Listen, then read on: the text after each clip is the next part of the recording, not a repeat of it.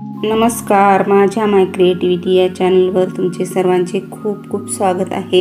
आज मी तुम्हाला मऊ लुसलुशीत आणि टम्म फुगणारी पुरणपोळी करून दाखवणार आहे।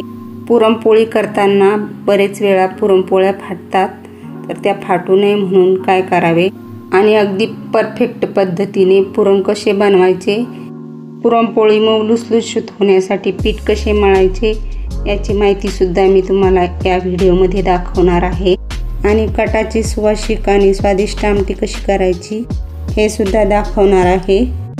त्यासाठी व्हिडिओ शेवटपर्यंत नक्की बघा आणि माझे व्हिडिओ तुम्हाला आवडत असतील तर माझ्या चॅनलला लाईक, शेअर आणि सबस्क्राइब करायला विसरू नका। चला तर मग रेसिपीला सुरुवात करूया। मी इथे पाव किलो हरभऱ्याची डाळ घेतलेली आहे। आता आपण ही 2-3 पाण्याने स्वच्छ धुवून घेऊया। डाळ स्वच्छ धुवून घेतलेली आहे। आता मी इथे कुकर घेतलेला आहे। आता या कुकरमध्ये डाळ टाकून घेऊया।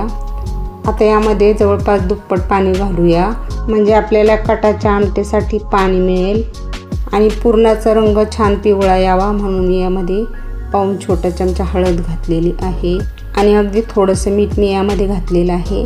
गोडामध्ये थोडंसं मीठ घातल्यानंतर त्याची चव आणखीनच वाढते। अगदी थोडंसं 1 ते 2 चमचे तेल यामध्ये घालूया आणि कुकरचं झाकण लावून 5 शिट्ट्या करून घेऊया आणि अगदी मऊ अशी डाळ शिजवून घ्यायची आहे।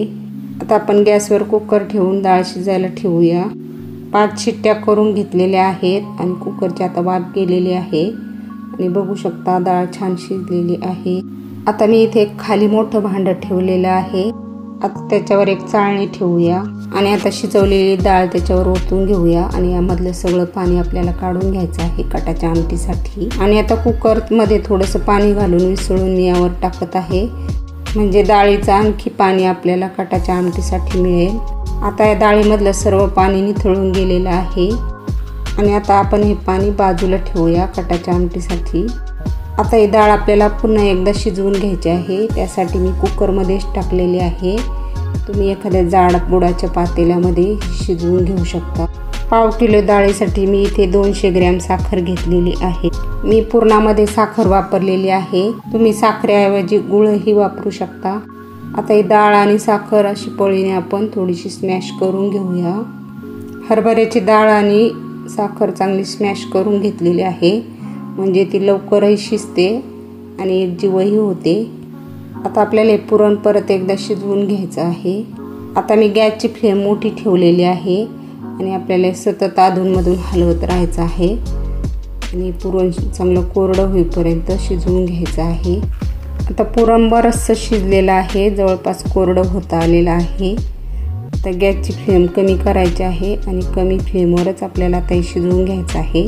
पुरण तयार झालं की नाही हे चेक करण्यासाठी बघू शकता इथे यामध्ये उलथणी उभी केलेली आहे।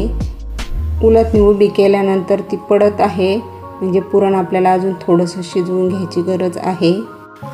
पुरण आता परत एकदा थोडंसं शिजवून घेतलेलं आहे आणि यामध्ये मी उलथणी उभी केलेली आहे आणि बघू शकता आता उलथणी पडत नाही आहे, म्हणजे पुरण परफेक्ट शिजलेलं आहे। आता मी इथे खोलगट आणि पसरट भांडं ठेवलेलं आहे आणि आता त्याच्यावर पुरणाची चाळणी ठेवून घेऊया आणि आता त्यामध्ये गरम गरम शिजवून घेतलेलं पुरण टाकूया। हे पुरण गरम असतानाच वाटून घ्यायचं आहे।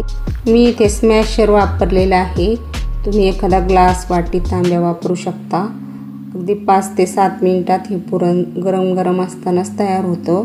गार झाल्यानंतर पुरण करायला खूप जड जातं, त्यामुळे गरम असतानाच पटापट पुरण तयार करून घ्यायचं आहे। आणि बघू शकता शेवेप्रमाणे छान पुरण खाली पडलेलं आहे। आता याच पद्धतीने मी सर्व पुरण तयार करून घेणार आहे। सगळं पुरण गाळून घेतलेलं आहे आणि बघू शकता हळद घातल्यामुळे पुरणाचा पिवळा असा खूप सुरेख रंग आलेला आहे आणि पुरण बघू शकता पेढ्याप्रमाणे छान मऊसूत झालेलं आहे। सुंठ, विलायची आणि जायफळची मी 1 चमचा पावडर तयार करून घेतलेली आहे, तर ती यामध्ये घालून मिक्स करून घेऊया। सुंठ, विलायची आणि जायफळची पावडर फ्रेश घातल्यानंतर त्याचा वास खूप छान येतो, त्यामुळे शक्यतो ही पावडर फ्रेशच करून घ्यायची आहे। आणि आता ही पुरणामध्ये व्यवस्थित मिक्स करून घेऊया। पुरण आता तयार झालेलं आहे, आता आपण ते बाजूला ठेवूया। पुरणपोळी मऊ लुसलुशीत आणि न फाटता टम्म फुगणारी व्हावी यासाठी पीठ कसं भिजवायचं हे मी तुम्हाला आता सांगणार आहे। त्यासाठी मी एक मोठी वाटी पीठ कपड्याने गाळून ठेवलेलं होतं ते परातीमध्ये घातलेलं आहे। आता त्यामध्ये चवीनुसार मीठ घालूया, थोडंसं 1 ते 2 चमचे तेल टाकूया आणि पुरणपोळीला चांगला पिवळा रंग यावा म्हणून मी यामध्ये अर्धा चमचा हळद घातलेली आहे आणि आता हे व्यवस्थित मिक्स करून घेऊया। हळद घालणं पूर्णपणे ऑप्शनल आहे आणि आता याच्यामध्ये थोडं पाणी घालून सैलसर असा पिठाचा गोळा तयार करून घ्यायचा आहे। बघू शकता सैलसर असा पिठाचा गोळा मळून घेतलेला आहे आणि आता हा गोळा एका बाउलमध्ये ठेवलेला आहे आणि आता त्यामध्ये पीठ बुडेल इतपत पाणी घालून हा गोळा अर्धा तास भिजत ठेवायचा आहे। आता या गोळ्यामध्ये मी असे बोटाने खड्डे तयार करून घेणार आहे म्हणजे आतपर्यंत पाणी पोहोचेल आणि गोळा अगदी लुसलुशीत तयार होईल। आमटीच्या मसाल्यासाठी 2 मध्यम आकाराचे कांदे उभे कापून घेतलेले आहेत, अर्धी वाटी सुकं खोबरं घेतलेलं आहे, 1 मूठभर कोथिंबीर स्वच्छ धुवून घेतली आहे, अर्धा इंच आल्याचे तुकडे घेतलेले आहेत आणि 20-25 लसूण पाकळ्या घेतल्या आहेत। पुरणाची शिजवलेली डाळ मी 2 चमचे काढून ठेवलेली होती ती सुद्धा मी इथे घेतलेली आहे। आमटीच्या फोडणीसाठी मी 1 चमचा किसलेलं खोबरं आणि 10-15 लसूण पाकळ्या घेतलेल्या आहे। हे मी खलबत्त्यामध्ये ठेचून घेणार आहे। मी इथे एका तव्यावर 2-3 चमचे तेल घातलेलं आहे। आता आपल्याला त्यामध्ये आमटीसाठी तयार करून ठेवलेला मसाला भाजून घ्यायचा आहे। आता सर्वात अगोदर कांदा परतून घेऊया।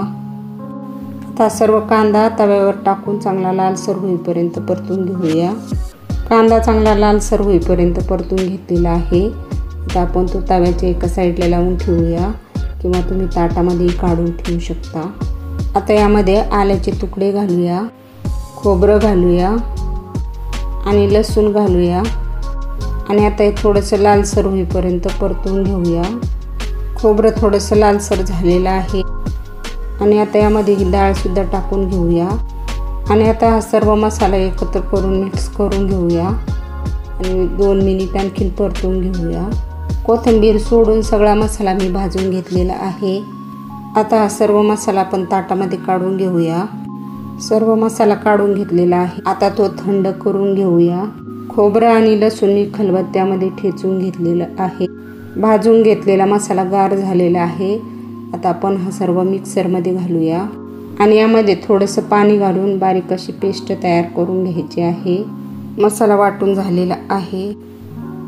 मी इथे एका कढईमध्ये 2 टेबलस्पून तेल घातलेलं आहे आणि आता यामध्ये कढीपत्त्याची पानं घालूया आणि 2 चिमूट हिंग घालूया आणि आता ठेचून ठेवलेलं खोबरं आणि लसूण घालूया आणि परतून घेऊया आणि आता यामध्ये अर्धा चमचा हळद आणि 2 चमचे काश्मीरी लाल मिरची पावडर मी इथे घातलेली आहे। त्यामुळे आमटीचा रंगही छान येतो आणि स्वादही छान येतो आणि 2.5 चमचे घरगुती मसाला घातलेला आहे। मसाल्यांचं प्रमाण तुम्ही तुमच्या आवडीनुसार कमी जास्त करू शकता आणि आता व्यवस्थित मिक्स करून घेऊया आणि आता यामध्ये वाटून घेतलेलं वाटण घालूया आणि चांगलं तेल सुटेपर्यंत परतून घ्यायचं आहे। मसाला तेल सुटेपर्यंत परतून घेतलेला आहे आणि आता आपण यामध्ये मिक्सरच्या भांड्याला लागलेल्या मसाल्याचं पाणी थोडंसं टाकूया आणि परत एकदा तेल सुटेपर्यंत चांगलं परतून घेऊया। आपण या मसाल्याला जेवढं जास्त परतवू तेवढी छान आमटी होते। पाणी टाकल्यानंतर परत एकदा मी तेल सुटेपर्यंत छान मसाला परतून घेतलेला आहे। आता मिक्सरमध्ये उरलेलं पाणी मी यामध्ये टाकलेलं आहे आणि आता याला उकळी आल्यानंतरच आपण कटाचं पाणी यामध्ये ओतणार आहोत। मसाल्याचंच पाणी मी यामध्ये घातलेलं आहे त्यामुळे मसालासुद्धा वाया जात नाही। मी एका बाजूला पाणी गरम करायला ठेवलेलं आहे आणि मसाल्याला आता उकळी आलेली आहे आणि आता यामध्ये कटाचं पाणी ओतून घेऊया।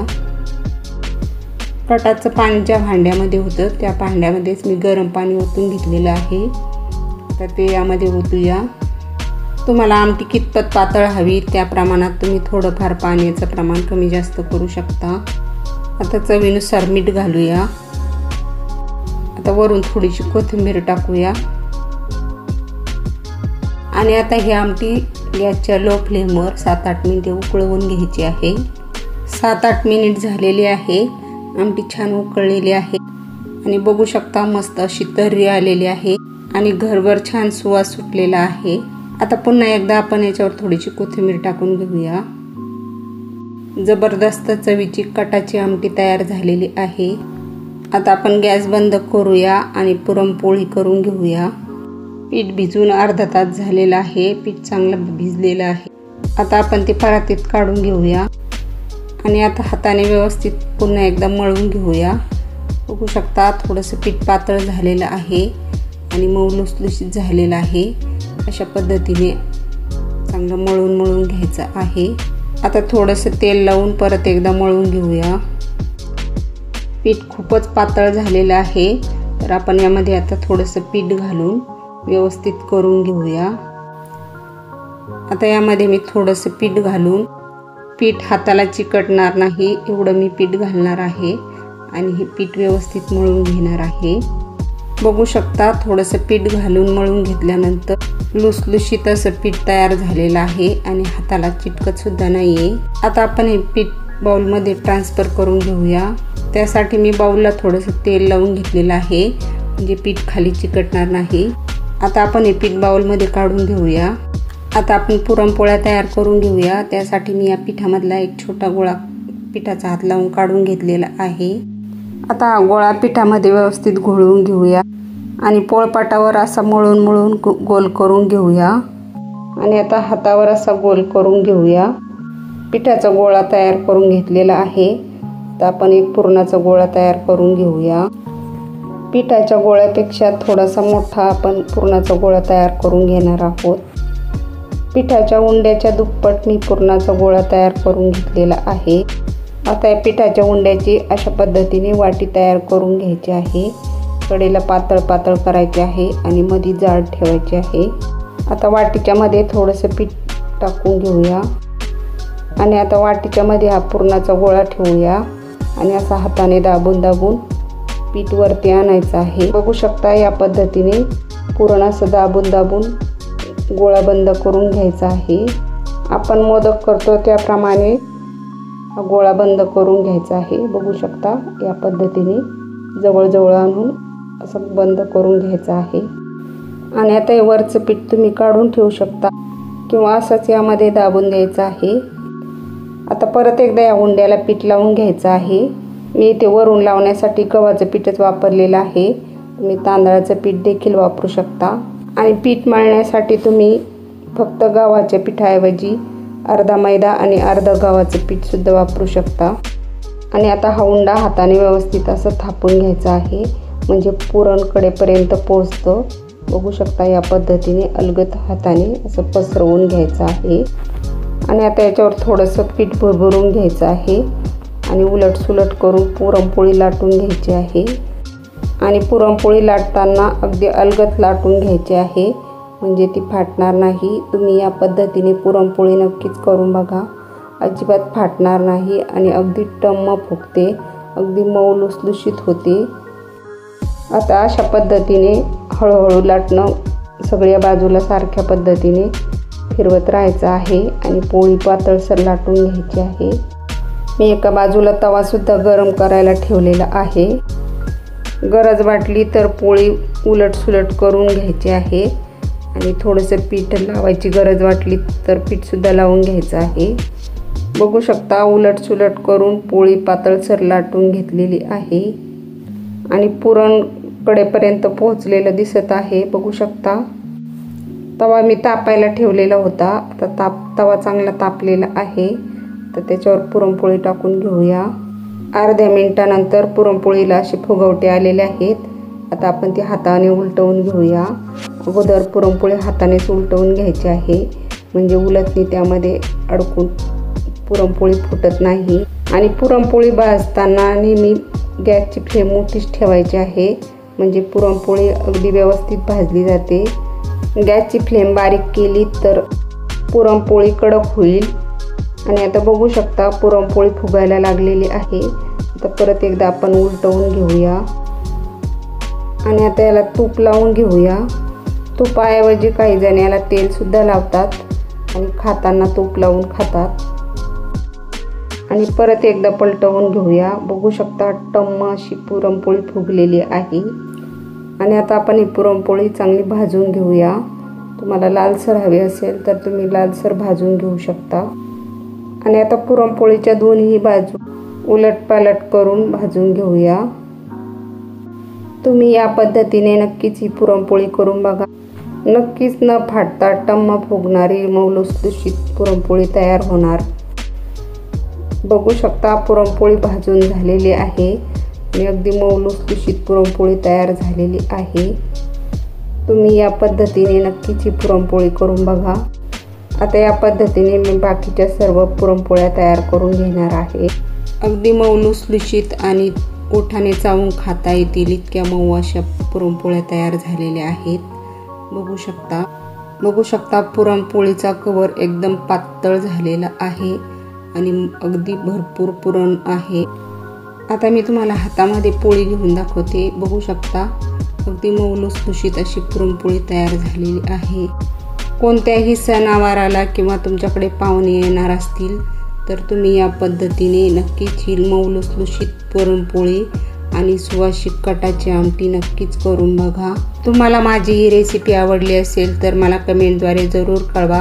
आणि माझ्या रेसिपी तुम्हाला आवडत असतील तर माझ्या चॅनलला लाईक, शेअर आणि सबस्क्राईब करायला विसरू नका। धन्यवाद।